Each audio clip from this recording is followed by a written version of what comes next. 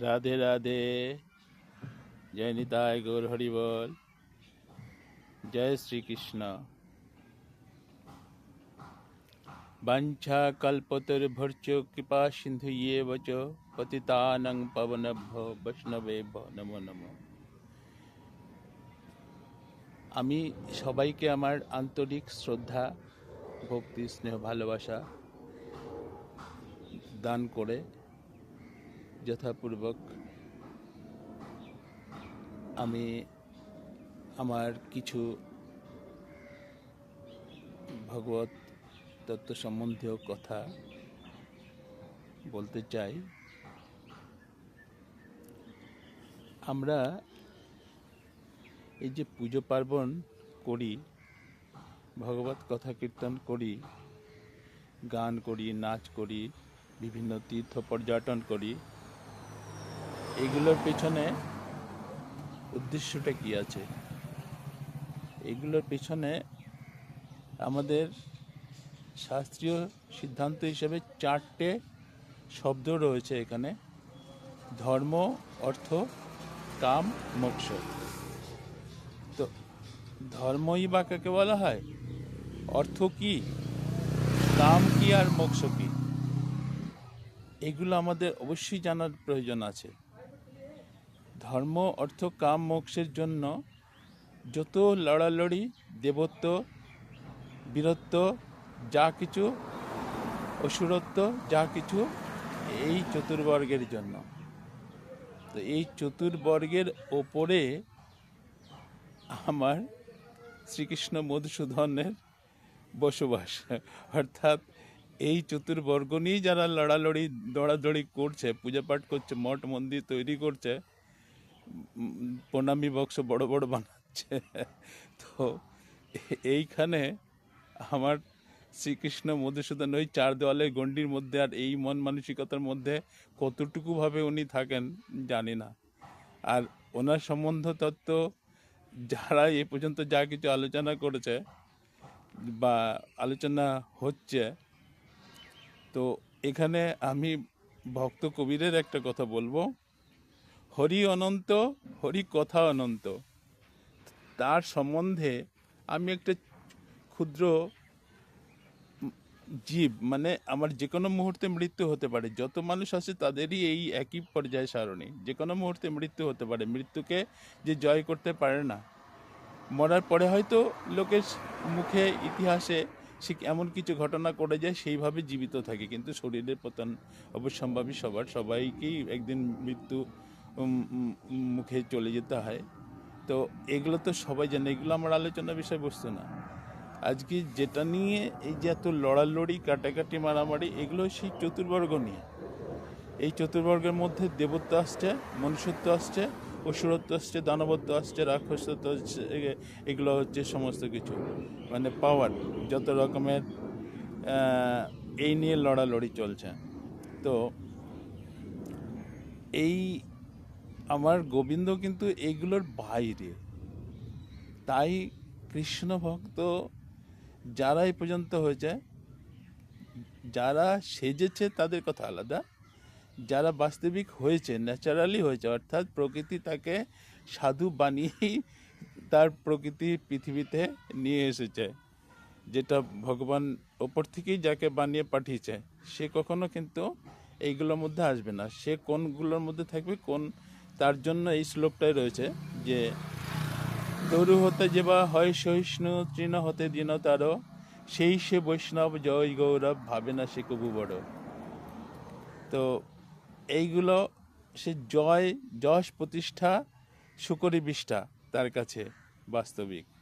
সে এই পদগুলোতে যায় না, সে সব কিছু ত্যাগ করে, কিন্তু সে কৃষ্ণকে ত্যাগ করতে পারে না। সে কৃষ্ণকে প্রাণে ধারণ করে, প্রাণ কৃষ্ণ গোবিন্দের সে ভজন করে মনহি মন।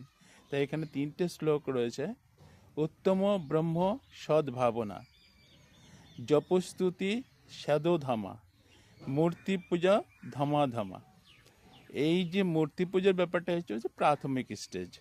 যারা ভগবান সম্বন্ধে তো জানে না, ভগবান সম্পর্ক এবং ভগবান সম্বন্ধে যাদের হয়নি, ভগবান কি, তো প্রথম যে ভগবান শব্দ অর্থ রয়েছে ভগ এবং বাণ স্ত্রীলিঙ্গ এবং পুংলিঙ্গ বিশেষ শব্দ রূপ।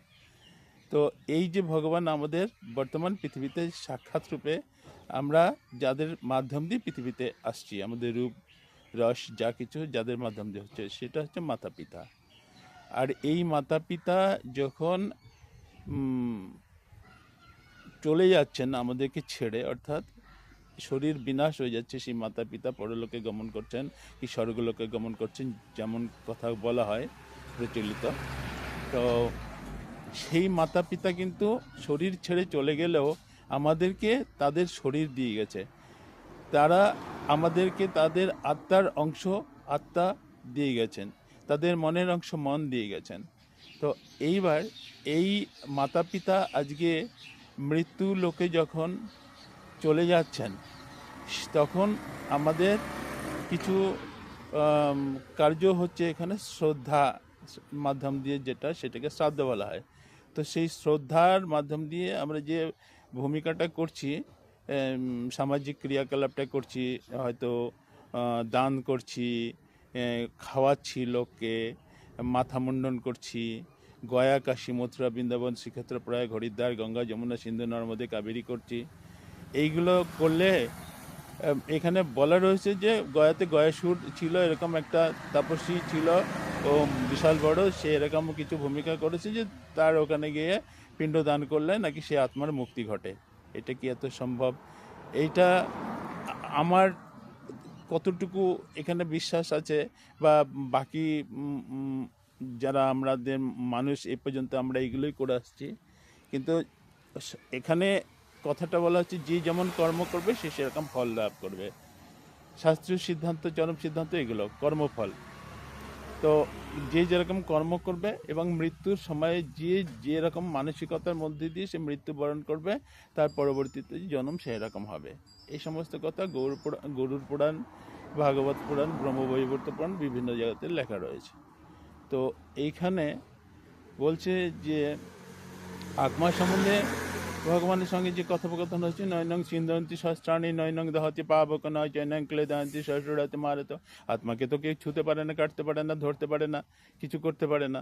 সেই আত্মাকে আমরা এই শ্রাদ্ধের মাধ্যম দিয়ে, গয়াতে গিয়ে পিণ্ডদানের মাধ্যম দিয়ে, বা অনেক লোকজন খাইয়ে মঠ মন্দির প্রতিষ্ঠা করে তার একটা মর্মর মূর্তি তৈরি করে তাকে আমরা শ্রদ্ধা জ্ঞাপন কি করে করব। কিন্তু এইখানে যেটা দেওয়া রয়েছে যে আমাদের এই যে পঞ্চ তান্মাত্রিক শরীরটা, পঞ্চ প্রকৃতি দ্বারা সংরক্ষিত যে পঞ্চ তান্মাত্রিক শরীরটা, ক্ষিতি অপ্তেজ মরুদ্বম, এই ক্ষিতি অপ্তেজ মরুদ্বম আর ত্রিগুণ বন্ধনের মাধ্যম দিয়ে পুরো সৃষ্টিটা, অর্থাৎ আমাদের মধ্যে 3 গুণ বন্ধন দিয়ে এই পঞ্চ প্রকৃতিটা আবদ্ধ হয়ে আছে। তো এই 3 গুণের কোনো বন্ধন যদি একটা আমরা কেটে ফেলি, তাহলে আমাদের কি অবস্থা হবে? এগুলো ভাবার বিষয়বস্তু আছে। ধর্মের পরিভাষা এগুলোর মধ্যে রয়েছে। তা আমি দেখা যাচ্ছে কি আজকে আমরা 3 গুণের মধ্যে একটা গুণ অলরেডি কেটে ফেলেছি, সেই গুণটা হচ্ছে সত্যগুণ। আমরা সত্যের মধ্যে প্রতিষ্ঠিত নই, আমরা সবসময় মিথ্যাতে প্রতিষ্ঠিত, অর্থাৎ তামসিক প্রবৃত্তিতে আর রৈজসিক প্রবৃত্তিতে, কাম ক্রোধ লোভ লালসা বাসনার মধ্যে দিয়ে আমরা রয়েছি। তাহলে আজকে যারা ধর্মগুরুরা বিভিন্ন রকমের ধর্ম শেখাচ্ছে যে একটা মন্দিরের মধ্যে নিজেকে আবদ্ধ করো, সংসারের বেড়াজাল থেকে দূরে চলে যাও, তোমাকে কোনো কষ্ট করতে হবে না, হয়তো কোনো গুরুদেব শেখাচ্ছে যাও ভিক্ষা করে নিয়ে আসো। আমি কোনো গুরুদেবকে অবমাননা করছি না, এগুলোর মধ্যে দিয়ে আমাদের সমাজের কতটা মঙ্গল হচ্ছে, বা ঈশ্বরের কাছে সান্নিধ্য আমরা কতটা পাচ্ছি, ভগবান আমাদের কতটা করুণার দৃষ্টিতে দেখছে। আমি এর আগে একটা ভিডিওতে বলেছিলাম যে আপনার এলোয় বিব্রত রহিতে আসি নাই কেহ অবনী পরে, সকলের তরে সকলে আমরা, প্রত্যেকে আমরা পরের তরে। এবং যদি এই ফর্মুলাটা জীবনে হয়, তাহলে আমরা হয়তো বিশ্বরূপের স্বরূপটা বুঝতে পারবো। অর্জুনকে বিশ্বরূপ দেখানো হয়েছিল। কেন দেখানো হয়েছিল বিশ্বরূপ? বিশ্বরূপ কি একটা লোকের পক্ষে দেখা সম্ভব? অর্জুনও দেখতে পারেনি, কিন্তু সে অনুভব করেছিল ভগবান সব কিছুর মধ্যে আছে, সব কিছু কার্যকারণ ভূমিকা সব কিছুর মধ্যেই উনি, ভগবান ছাড়া কোনো কিছু নেই। তাহলে এইবারে যারা এখানে সমাজের আমরা আছি, আমরা কি এটা ভেবে নেবো যে ডাকাতি করছে সেও ভগবানেরই সে সেবা করছে, আর যে ডাক্তারি করছে সে ভগবানের সেবা সেও করছে, যে ডাকাতি করছে সেও করছে, এরকমভাবে যদি বোঝানো হয় তাহলে সমাজে আমাদের সত্য প্রতিষ্ঠিত কিন্তু হবে না। এইগুলো যদিও সত্য থাকে কিন্তু আমাদের সত্য প্রতিষ্ঠিত হবে না। বলা হচ্ছে সত্যের কথাটা সম্বন্ধে আমি আগের শ্লোকে বলেছিলাম, পরহিতার্থে বাংমনুষম যথার্থম সত্যম। আমাদের যতক্ষণ আমরা পরের হিত না করতে পারবো ততক্ষণ আমরা যথার্থ সত্যে উপনীত হতে পারবো না, ঠিক আছে? তো এইবার আমাদের যতক্ষণ সার্বিক মঙ্গল, মানে স্থাবর জঙ্গম কীট পতঙ্গ তরুলতা গুল্মাদি সব কিছুর মঙ্গলের জন্য যদি আমি ব্রতী না হব আমি সাধু, না হব আমি মানে মানুষ, না হব আমি ইনসান, তো আমার এই রূপটা আমরা পেয়েছি কিসের জন্য পেয়েছি? আমার অনেক প্রশ্ন, এই প্রশ্নগুলোর জবাব যদি কারো জানা থাকে দয়া করে আমাকে এই প্রশ্নগুলোর উত্তর দেবেন। সমাজের কাছে, দেশের কাছে, রাষ্ট্রের কাছে আমার এইসব প্রশ্ন। রাধে রাধে, সবাই ভালো থাকেন।